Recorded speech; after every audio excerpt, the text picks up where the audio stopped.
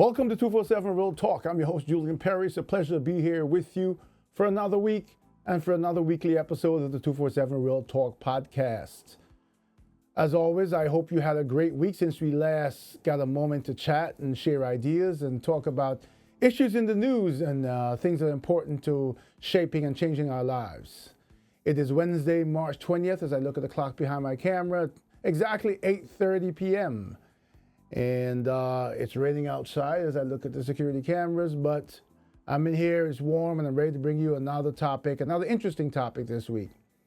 So I had a few friends contact me with different topics, and I was all set to do one when someone sent me something else, and I thought it was really important to talk about it because it's fresh in the news and it's crazy.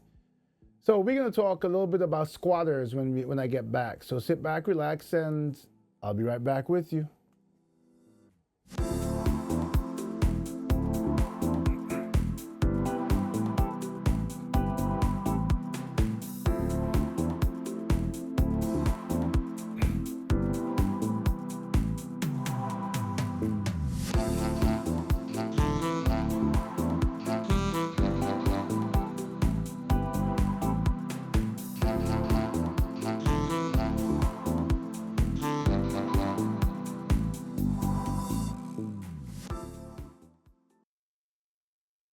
So I'm back. Had me on mute for a second there. And I want to pull up, give me a second here, I'm pulling up on my tablet. I'll start off with one of two stories and a little bit of a sidetrack. So a friend sent me a story this week, and it basically talks about squatter standoff captured on camera in Queens. So let me give you the gist of this story. Let me read a little bit to you. So Eyewitness News captured what a growing number of property owners and police are dealing with on a daily basis, a squatter standoff. It's not fair that I, as a homeowner, have to be going through this. This is this lady by the name of Adele Andaloro. So apparently she inherited her family's home in Flushing, Queens, New York, after her parents passed away. I'm not going to continue reading from it because I read most of the story, so I'll tell you what happened. She inherited the home, her parents died. Now think about that. You inherit the home, but it's a bittersweet moment, right? Because there's grief. And so she goes to the home now, the home she inherited that belonged to her parents. She has all the paperwork. And when she gets there, the door is locked. There's a different lock on the door.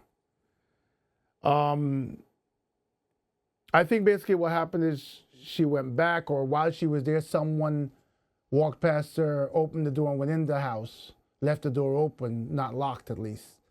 She went in the house, and as she's walking through the house, she found people living in the home. She confronted them and basically said, get out my house. I'm not going to go through the whole story here to read exactly who called the police, but the police were called. And there was a battle back and forth. So let's get to the gist of what's going on here. The squatters' law in New York at least says after 30 days you have sort of squatters' rights. And that's 30 days that you can prove you're living in the home. According to what I read, and the story may differ as time goes by, but according to what I read, these people in the home did not have a lease. They had some sort of paperwork they showed the police in terms of, I guess, mail. But according to what I'm understanding, it didn't really establish 30 days of residency to begin with. At some point, the people walked out of the house, and the lady went and got a locksmith and changed the locks while they were out. She remained there or went and came back or whatever, but bottom line is the people came back, couldn't get in, and so they broke down the door and went in. She called the police. And the ultimate result was she, the homeowner with all the documents, was arrested. She was arrested because she changed the locks.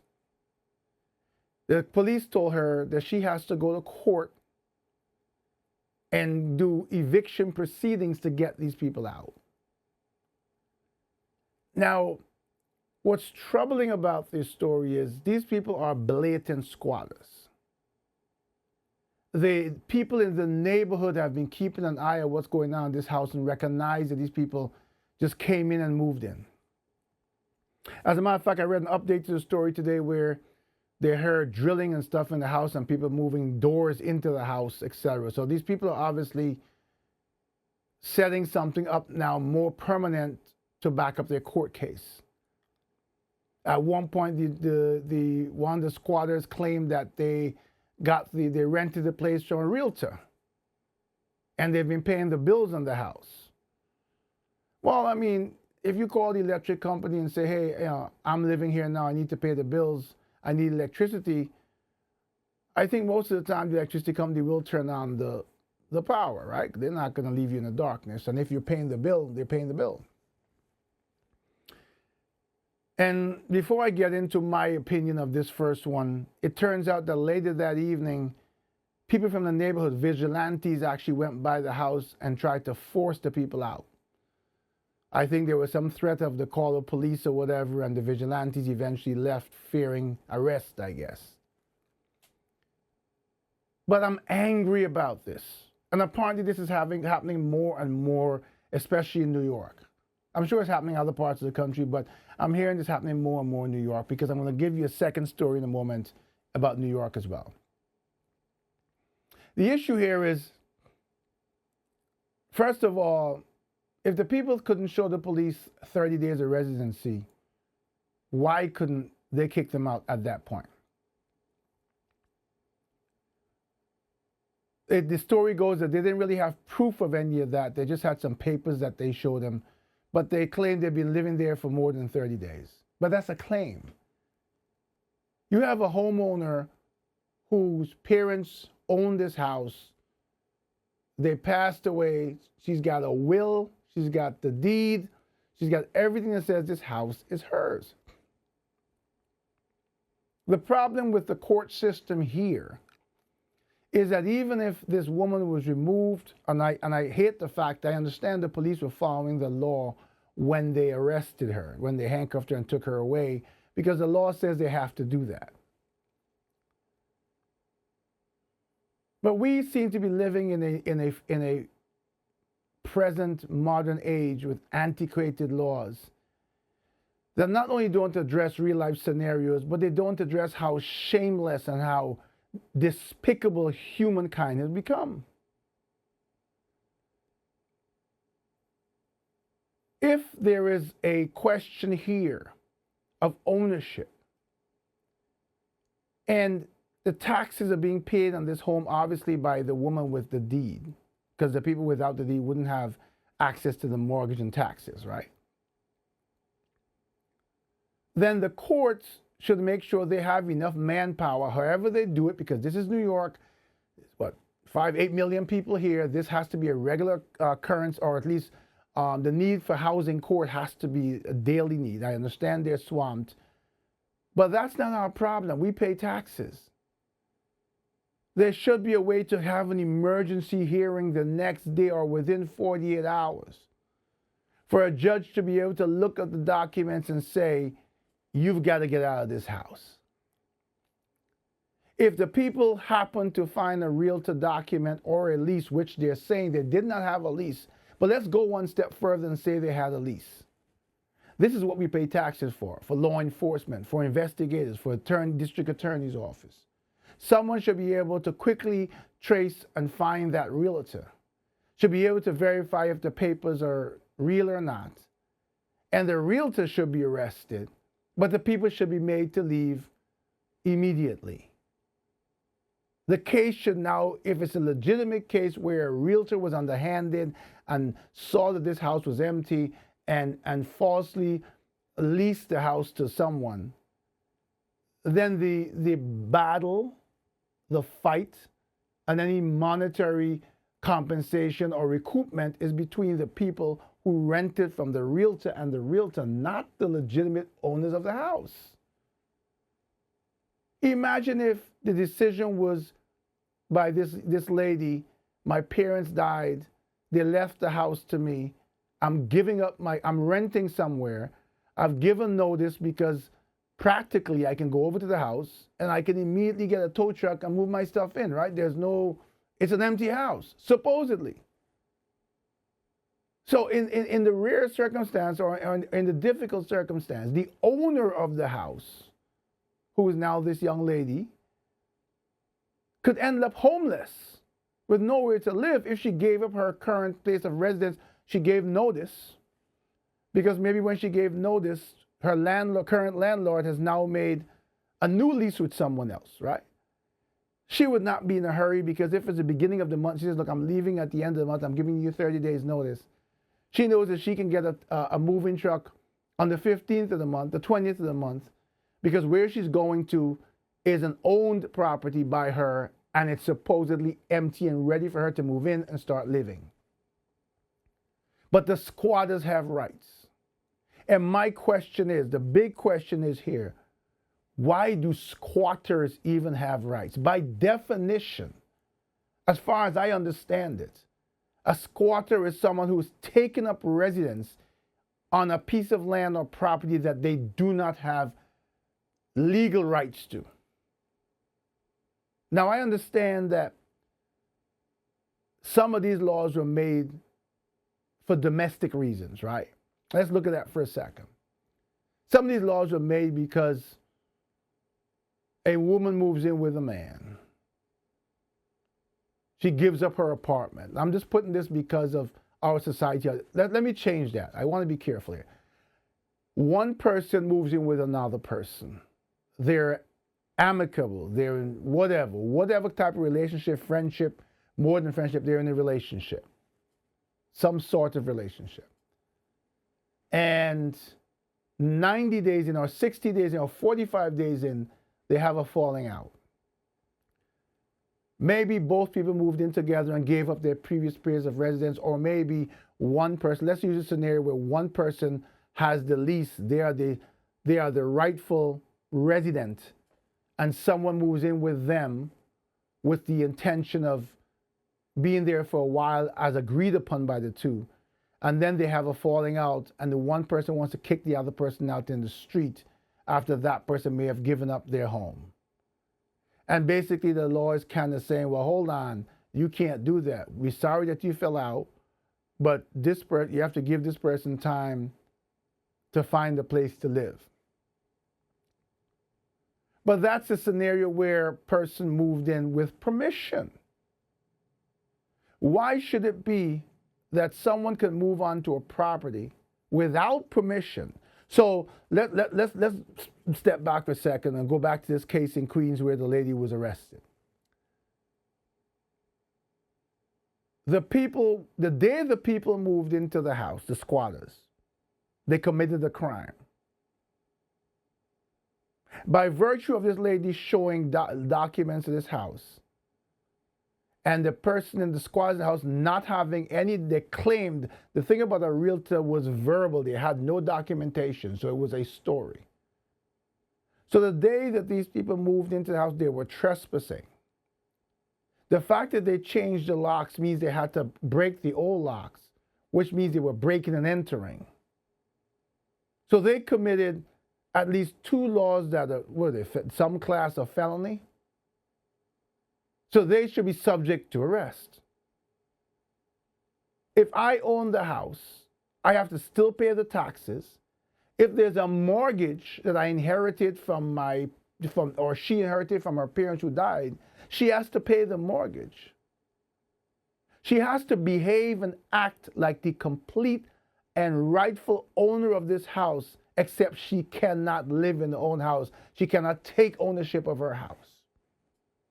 And on top of that, rights are given to the person who has shamelessly violated the law and this woman's home. That if she goes there and changes the locks or anything, turns off the gas, whatever, that she has to pay, she will be arrested. How is that right? I remember many years ago, I was living in Flushing, New York. I was renting a first floor of a house. The landlord was despicable. I wouldn't even go into, maybe another episode, I'll tell you what that ordeal was like. But there was a point where he and I had disagreement because there was so much wrong and falling apart that he promised to fix and he didn't. And he wanted me to move, but I had a lease. I had a lease that he signed, that I signed. I think it was probably 6 months or 8 months left on the lease. So to make things uncomfortable for me, they had a tenant that used to live in the basement. When the tenant moved out, there was a door between my floor and the basement. And the tenant that I came and met there, he and I became friends, he and his wife and kids. So the door was there, and even though it was locked on my side, I think locked on his too, we would open it sometimes and chat or whatever. He had someone come in and board up the door, secure the door from the inside the basement so that I could not go down there. The tenant who left had given me a spare key to the basement he didn't know because there was a problem with the boiler. And at times the boiler would not turn on. This is dead of winter. And he sent his wife, this landlord at one point, to turn off the boiler, turn off the heat so that I would freeze and get out. I called the police. The police came and told her if she goes back in there and turns off the heat, they're going to arrest her. She left. There were some people that lived across the street who were retired law enforcement. She knew them as friends. The next thing I know, the next night I come home from work, she shows up, the police show up, and they tell me, don't go back in the basement. I said, well, okay, but she's turning off the heat. What should I do? And this cop looks at me in my face and says, just move. Now I have a lease. But because she had spoken to friends of the police, he told me, why don't you just move? I'm rightfully there. And the cop is telling me to move. I have a lease. I am paying the utilities. I have been there for, at that point, 4 or 5 months. Legal documentation with the signature of the owner and landlord. And this cop, this police officer is telling me, why don't I just move, get out? But here we are in this scenario today, or this past week, where the owner of the house is arrested and the squatter who is illegally there with no paperwork has been left to rightfully live in the house, while the owner now goes, spends money that they shouldn't have to, pay a lawyer which they probably shouldn't have to, pay court costs which they shouldn't have to file an eviction proceeding, which I've heard can take almost 2 years at times. So it could be that this woman now has to find a place to live for the next 2 years. If she doesn't have someone to live with, she has to pay a rent or a mortgage. Plus, if the house that she inherited from her parents has a mortgage, she has to find the money to pay that too, or obviously this will end up with a bank foreclosure. What is wrong with this law? Even if you want to be able to discern between someone who's rightfully there and someone who is spitefully kicked out, the response by the court and the legal system to a situation like this should be swift. It should not take that long time. And then what's worse about it now, these squatters can stop paying the utilities.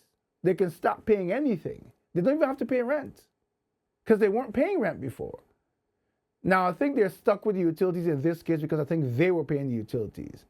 But the catch in this is if you happen to be someone who your parents passed away, and if she happened to have continued paying the utilities in her name, and I'm not 100% sure I have the facts right or whether the squatter was paying the utilities or she is, but let's take the scenario where she is paying the utilities because her parents passed and she intended to move into the house or whatever.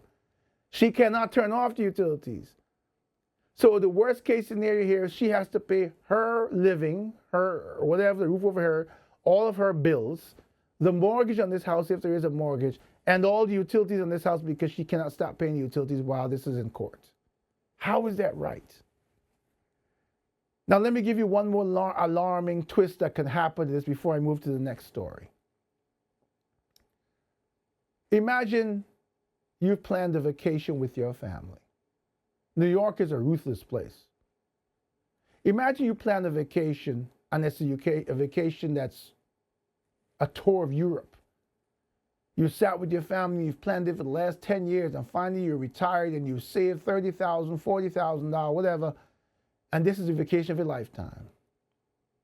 And your family, everybody saved their time, and it's summertime, and so we're going to go spend 2 months in Europe. We're going to lock the house up, and we're going to go spend 2 months in Europe on vacation. Everything we own is in this house. Someone notices or overhears a conversation, some derelict, some despicable person like these squatters. And shortly after you leave, they manage to gain entry to your home and start living there. We're taking a scenario, you don't have an alarm system or whatever, so you don't even know they're there.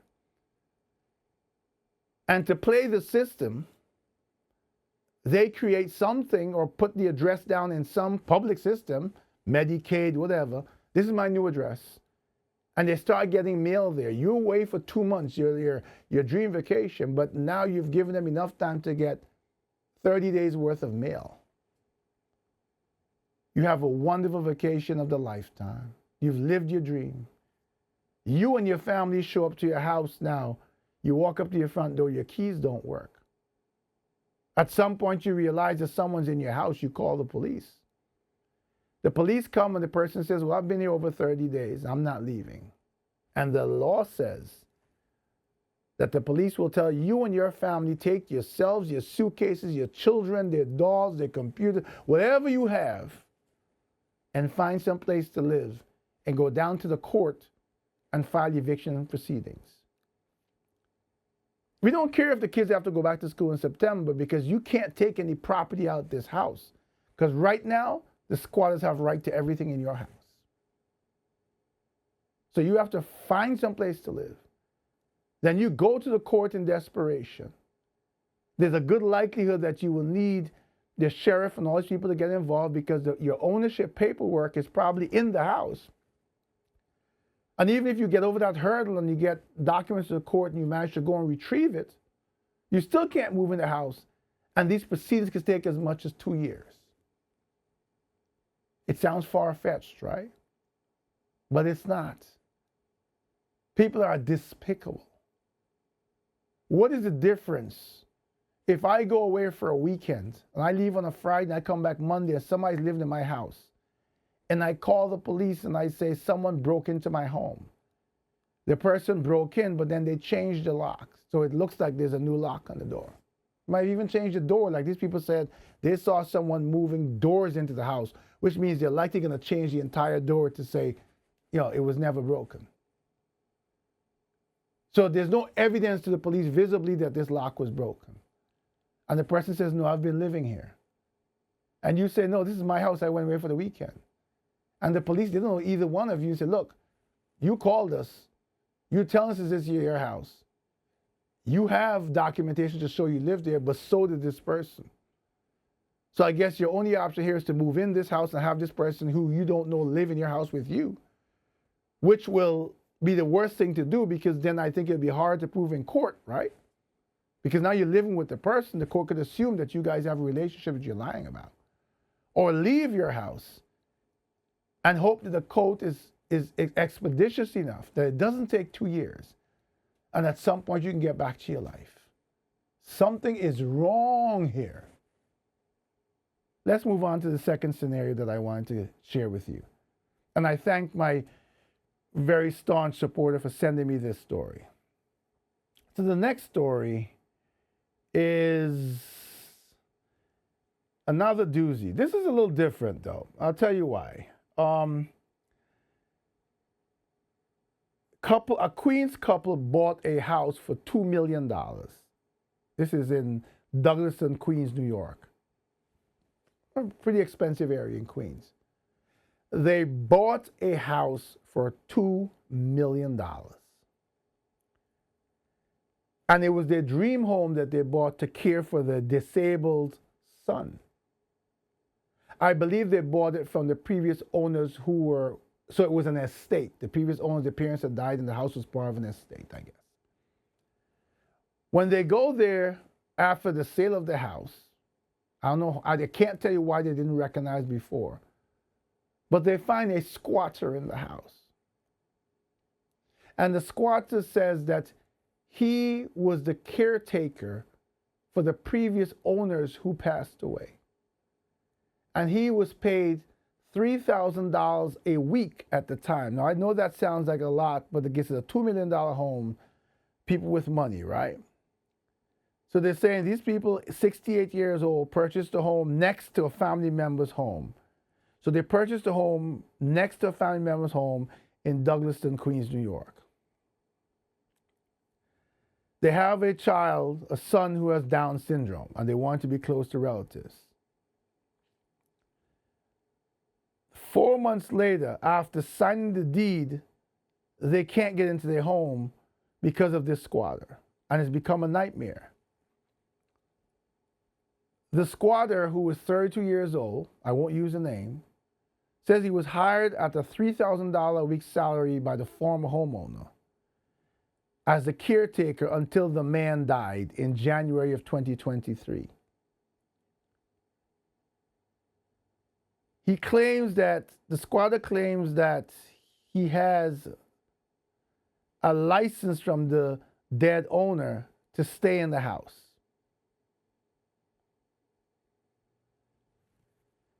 He says he's been living in the home since the former owner died. So since the former owner died in January 2023, he's been living in the house. This happened this year in 2024. And that is a headache getting him out because now he's been living there for over a year.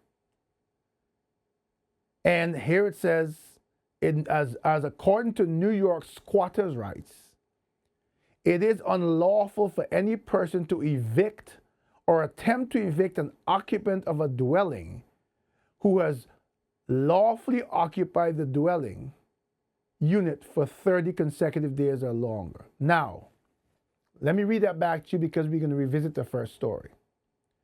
It is unlawful for any person to evict or attempt to evict an occupant of a dwelling unit who has lawfully occupied the dwelling unit for 30 consecutive days or longer. What I am focusing on here is who has lawfully occupied. The conundrum that catches you up in the courts is the definition of lawfully, or it's proving what's lawful. So I'm trying to get the page to scroll and it's giving me a problem here. So the homeowners can go to the court immediately and get a 10-day notice of eviction. And this is the first story, and these homeowners, by law, they can go to the court and find a 10-day notice of eviction that the person, squatter or whatever, has to leave in 10 days. But if the person does not leave and does not honor that eviction, they don't get evicted. The homeowner now has to go to court for a judge to go through an eviction proceeding. It's saying the homeowners gave him a 10-day notice to leave and then tried to enter the property with an insurance inspector, but the squatter called the police on them.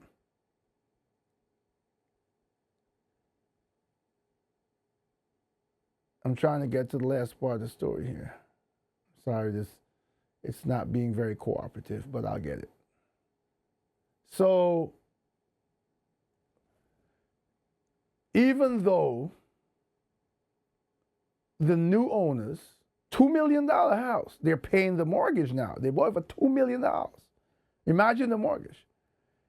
So even though they never had an agreement with this gentleman who is there now, the police cannot evict him. The squatter is not paying rent. He has no lease. So the homeowner is saying, what's going on here?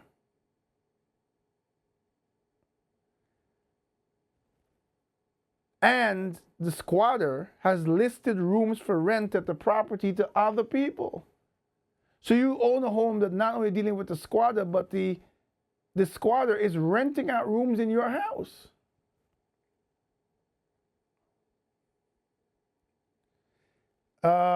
It says here, I'm sorry, I'm reading from New York Post and it's not acting nicely.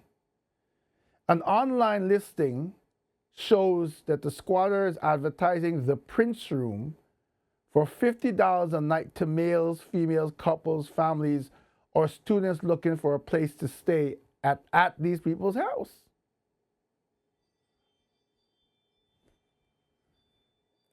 The owners are now also paying all the bills for the property, including thousands of dollars in utilities. They say that the squatter has been leaving windows open all day. And so the heating bill is a hefty bill.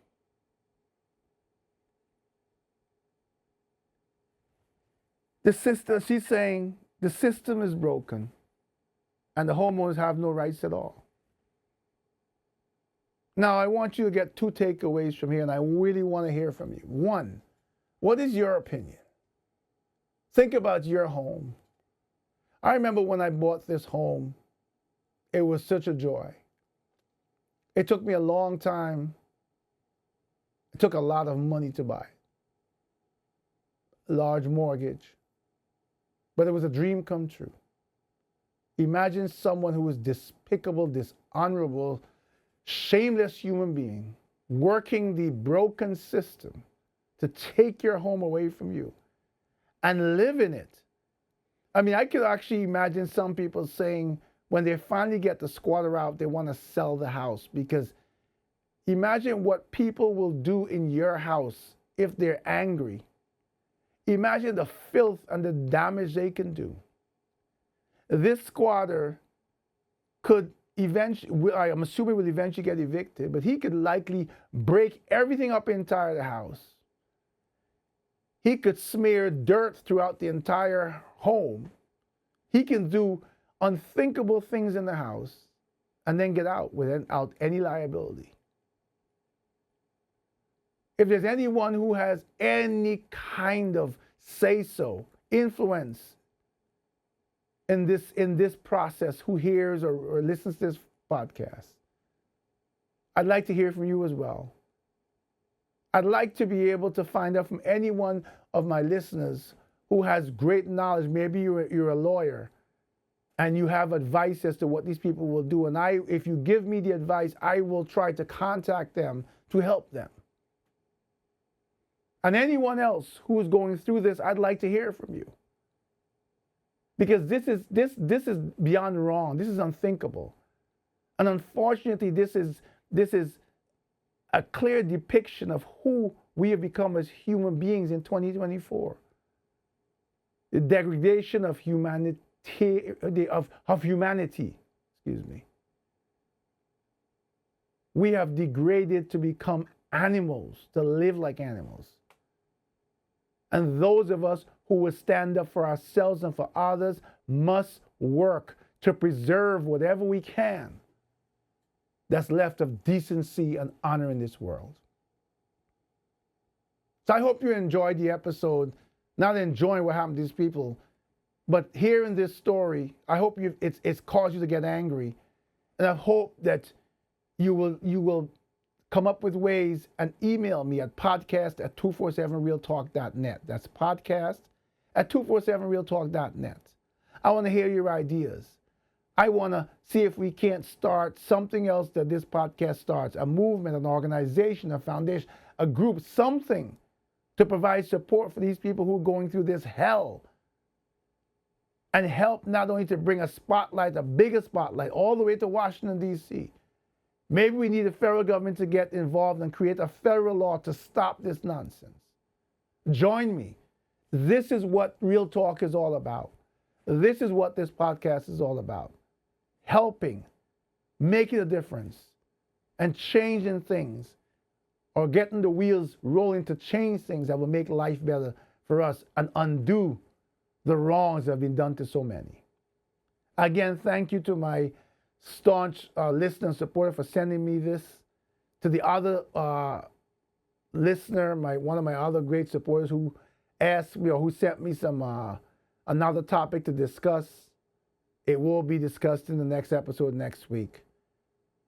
But I am glad I was able to bring this to the public, to all my viewers. I thank you so much for your support, your continued support, for listening. Please remember to like. Please remember to share. And if you have something to say, please comment either on YouTube or send me an email at podcast@247realtalk.net. As always, this has been my absolute pleasure to be here for another episode. Until we speak again next week, and until I get to go through my emails, and please have patience if I don't get back to you right away, but I will get back to each and every one of you who emails me. I wish you a peaceful and joyful weekend. Please take care of yourselves and do take care of each other.